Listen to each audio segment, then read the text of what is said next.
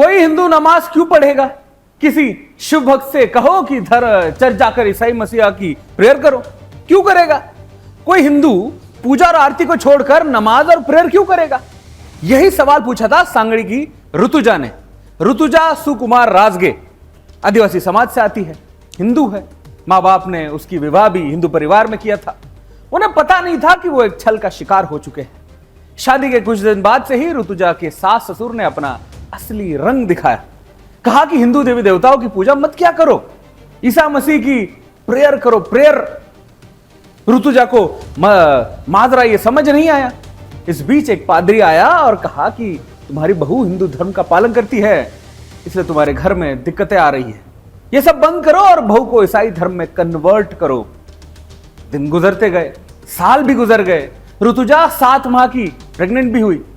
लेकिन जो ससुराल के जो लोग थे, उनकी यातनाएं बढ़ती चली गई।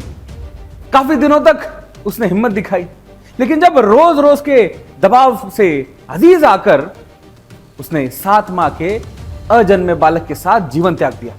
लेकिन हिंदू धर्म नहीं छोड़ा।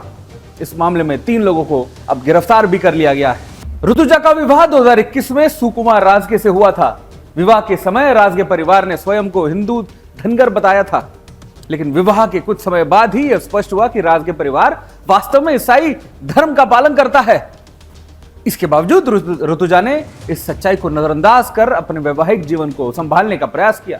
कई बार उसे जबरदस्ती सांगड़ी के चर्च, राम मंदिर कॉर्नर और मिरज के खतीबनगर के शेडों में चल रहे अवैध चर्चों में ले जाया गया, जहां उस पर मानसिक दबाव और जबरदस्ती धर्मांतरण कराने की कोशिश की गई। ऋतुजा ने यह सब बातें अपने मायके वालों को बताई और उन्हें ससुराल वालों को समझाने की कोशिश भी की, लेकिन पति और उसके परिवार ने ऋतुजा पर लगातार धर्म परिवर्तन का दबाव बनाए रखा। अब ऋतुजा के पिता के पास अफसोस के अलावा कुछ नहीं बचा है। हम हिंदू है, जिस घर में दिया था वो भी हमारे जात का थे, लेकिन वो अदर जात के क्रिश्चियन समाज के वो पूजा, उसका जो क्रिश्चियन का जो पूजा अर्चा है वो सब करते थे और हमको मालूम नहीं था वो करते थे। हमको फंसा के हमारे बेटी को शादी करके लिए हमने हिंदू रिवाज रीति रिवाज से उसका शादी करके दिया था, लेकिन वहाँ उन्होंने क्रिश्चियन धर्म स्वीकारने के लिए उनको चर्च, बेटी को चर्च ले जाना और वो फादर के पास ले जाना, उसको ज़बरदस्ती उसके दिमाग को हरेसमेंट करते थे।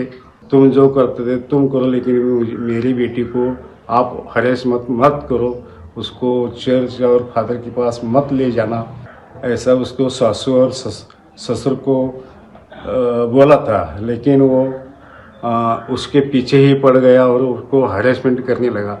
हरेसमेंट के बाद उसको बहुत तकलीफ़ हो गई और उन्होंने उनके घर में सुसाइड कर दी।